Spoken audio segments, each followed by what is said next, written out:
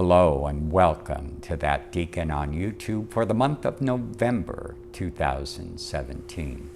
Today I have a very special guest with me. Joyce Ruygrok is not only a member of our parish, she was recently featured as part of the famous TEDtalk series. So she's going to tell us a little bit about her talk, but mostly share the behind the scenes information of how they're put together, how they are filmed, and how the process is presented to those who have been chosen to talk. I'd like to thank Joyce for taking time out of her busy day to share a little bit about this, and I hope you enjoy it. So without further ado, here's my conversation with Joyce Ruygrok and her TED Talk experience. How did you get the gig? It's really interesting because I had no clue what TED Talks was. You know, I'm lucky I can turn my phone on. And I had a client many years ago, maybe 25 years ago, a young woman who had a problem with nutrition. And I worked with her, and so she was with me quite some time. In fact, she even worked for me for a little bit. And she was just an outstanding young woman. And evidently I had shared something, or written something when she was going through a bad time. And she said she's kept it by her bed all these years. And she since has become very active in this TED Talks. She's in charge of the whole Pasadena gig, quite an amazing young lady. And the topic for this year, 2017, was the word rise. So she said, I got to thinking to myself, you know, and I'd seen my little paper by the bed, and she said, there's one woman that no matter, it seems to me, what has happened to her, she always rises. And I'm going to submit her name. Now, when they do these TED Talks, you either have to be, your name has to be submitted by somebody, or you have to write an application. There's a third way. I can't remember what that is. But anyhow, she nominated me. And then they sent a thing to me that said, you know, write something that tells what you would say. What does that word rise, or how does it fit into your life? So, you know, and do it in 450 words or something like that. So I did that, and then evidently there were something like, I don't know, 2,500, 3,000 applications. And then they have these various panels, and your name gets taken off, so they don't know who you are. And out of that, they pick 10 people. And it's funny, I was over in France when I get this call from her saying, you're one of the 10. And I happened to share it when it was at a friend's house in France, and they said, TED Talks.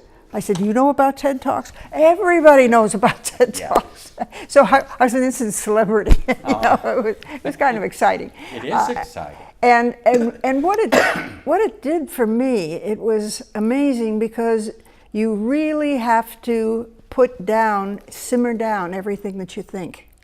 And they have you speak before different groups of people, so that they will say, well, we want to hear more about that, or we're not interested in that. So that's in like a rehearsal process? Yeah, like a rehearsal. How many of those did you have? I think I did 4 of those. 4? Well, that's a lot. Yeah, and so what we finally came out with wasn't what I started with at all. So it not only was an honor, but it really helped me, you know, consolidate who I am and who, you know, all those things that you run around in your head all the time, but you never put down on a piece of paper. Right. And I love to talk. I love to talk to you, but ask me to write a paper. Right. So I tell you, I really struggled with it. It was very hard for me to put into words, exact words, what I was trying to get across.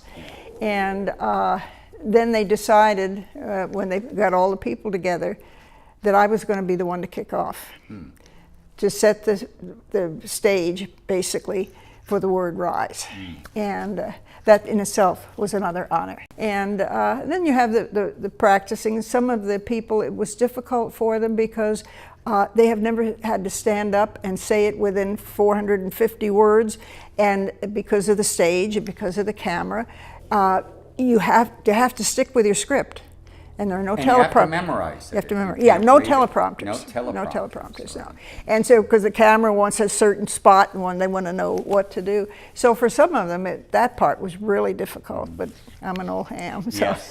so I had that in my You corner, had that, in my yes. hip pocket. Joyce, let's see, your claim to fame, you were a supporting character in that Yes, film. yes. When was the film made? 1946 or 7. Or something like yeah, that. And right. it's called... The Spirit of West Point. That's right. You can see Joyce in that. And if I can find a clip, I'll find a clip and throw it in. But that served you very served me well. so well. Because you were comfortable in front of the camera. It has served me well all my life. Yeah. In all different spheres of my life. That was a wonderful training ground for me. Yeah. It really was. Yeah. And like there's certain things, somebody said, well, your timing was great because was you great. know, and if somebody laughs, let them laugh. Yeah. Let them get whatever it is out of their when the system. laugh Don't is- step on and it. you do it naturally, everyone who has that experience. And when the laugh starts to slowly dwindle down, you know it's time You know, to it's pick time up, to pick because you up. don't want Yeah, that pause yeah. there either. Yeah. And to do it really not theatrically. Yes, it is a tool that you learn, Right. but it's just that. It's a tool to help you express you. Right. And you can always tell the difference between someone who is using that tool well, because it's going to give the audience that much more. Yeah.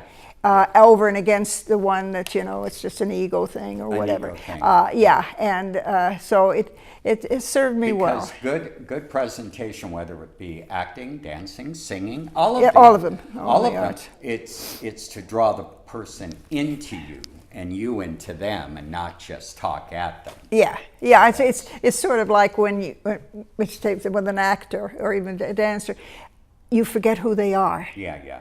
You don't think of them anymore. You think of what it is they're portraying, or in my case, what did I want to get across to you? Yes. What did I want to share?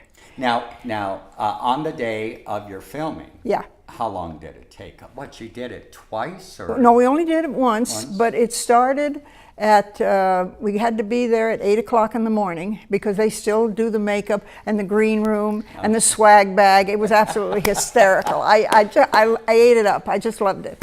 And then you do a couple of rehearsals, and then the audience comes in at about 10:30. And so they do the first 5, and then they break for lunch, and then they do the second 5. And so you're there from 8 o'clock in the morning till about 5 at night. Full day. So Where was it filmed? It was at Huntington Gardens. I mean, could there be a more gorgeous Huntington spot? Library. Yeah, the library. Yeah, library. they have Okay. a theater. And then the lunch was served al fresco. It was delightful. And Yeah. people actually paid to come, which, like my daughter, she said to me, I'm going to pay $150 to hear you speak. She can get it for nothing. Always telling them what to do. That's cute. But it was quite an experience, and I can see where a lot of people some of these that are still in business or doing things like that, how this will propel them. Mm-hmm. And it's just a wonderful thing, and I can't say enough about the women volunteers that Right. run this whole thing. Yeah, it's fun to get that insight because Yes. I think everyone, including people who watch my YouTube channel, have seen a TED Talk probably. Yeah. But they don't know how it works. Or So what this happens, yeah. Now, getting on to the content, because I'm going to put the link in the bottom. Oh, thank you. The Thank you. YouTube video at the bottom. There's Yeah. stuff where Great. I can type. So I'll put the link in. Thank you. So I don't want to talk about what you said so much, even though it's about rising through adversities and things that have happened.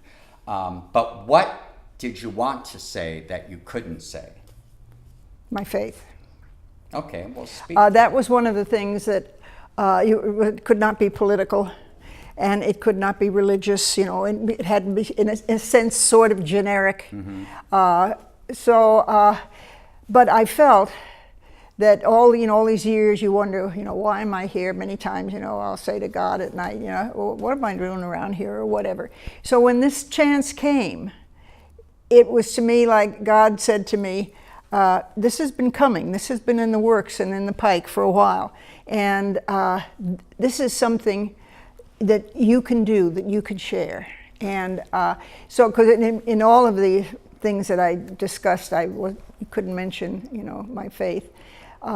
But that's the thing that kept me steady. That's the thing that kept me going, was knowing that there was somebody there, one that fathered me, that took good care of me, and then I had my friend that I could get mad at and say, well, I don't know what I'm complaining about. You went through a lot worse, so could you just hold my hand? Mm-hmm. And so that to me was when the invitation came to speak. It was sort of like an aha moment. It was almost like, that's what I want you to do, Joyce. Mm. You can do that. Mm-hmm. You can do it without mentioning me. Mm-hmm. And that, and having, when I say something about having a community, who do you want around you to support you? Yeah, it's your faith community. Your faith community. And your Tuesday thoughtful walking. If that's one of the biggest ones, the thoughtful walking. That's amazing. And when it was all over with, I went by myself back to Descanso and walked to give thanks, to say thank you for using me. Yeah. Thank you that there was some reason, there was something. So it makes me feel on this trip to my 90th year now. I have something to be thankful for. I have a lot to be thankful for. But that you say, could I have made a difference to anybody? I don't know. I had one woman call me who I don't know, who's friend of a friend. Her daughter is a freshman at USC playing volleyball. And the first game, she broke her ankle. And she has been so depressed and in a wheelchair and all that. And this gal said to me, I told my friend, have her watch the TED Talk. And she said, it's just turned her around. She said, I got to get over this. I got to get going. I got to get done. I thought, thank you, Jesus. If just one little thing comes through. There's something I'm going to tell you that I didn't tell you because it happened after your talk, but before I saw it. All right. So you told me last Friday the TED Talk was up. Well, recently, every quarter now, we are collecting all the clergy in the area, and we have lunch together. It's something that used to happen. Yeah, you told me. And now it's happening. So last week, on Thursday, we put out invitations to all of the educators in the area, just La Cañada. I thought they might have included the next city, which is La Crescenta, but they didn't. We're just keeping this La Cañada. Yeah. So we had the principal of La Cañada High. There were counselors that deal with the kids there. St. Francis, the preparatory school. Every education system was represented at this luncheon. And we clergy said, tell us your concerns. So we just sat and listened to them unload as to what their concerns are with educating young people today. And then we asked them, and this is where it's getting to you, then we asked them, what message would you like us to say in our churches that can help you? And one counselor said, I'll tell you right now, and obviously he's a person of faith. He said, kids need to hear, now pay attention, kids need to hear, one, God loves them. And second, he said, let them know that success is measured by a lifetime. A lifetime. And then after I watched your TED Talk, I went, that's exactly what you're saying. It's a life, Because how you have had ups and downs or falls, and then you continue to rise. Yeah. And that's what these kids need to hear. Because they may get a 95 on an exam. And because they didn't get that last 5 points, they think they're a failure. Right. And because this 3 years of my life hasn't been fantastic. Yeah. that's not your life. You don't know what's coming down the road. So in other words, you know, I wouldn't have had all of this if I hadn't lived to be 89 or 90. And I look at it all and I think, wow. And it also, you know, makes you, I think that thing of being hard on yourself and having to have all the answers right away. You got to have all the answers. No, that's where my faith comes in. I got to go on some of this and say, I'm going to trust you here. I don't know what's going on, and I hope to tell you I'm miserable. And but I don't know. I'm gonna hang in there. I'm gonna hang in there. Yeah. And then you hang in there, and something fantastic comes along, and you think, it's always easy hindsight, you know, the whole thing in the middle of the trees and you can't see anything. But if you just have your faith and say, there's a reason here, there's a reason here. It's always another piece of the puzzle. I'm still looking for pieces. I know there's still a few more pieces out there I have to find. Well, if I find a piece, would you let me know? Yeah, I'll bring it over. I appreciate it. Thank you so much for sharing this, and I appreciate it. And thank you, Anthony, for the many avenues that you have opened up for other people, the thoughtful walking, and that's where that creative side that you have, that God gave you, that can sense other people, that can kind of feel needs that other people have, and trying to find ways to make things available so they can see it.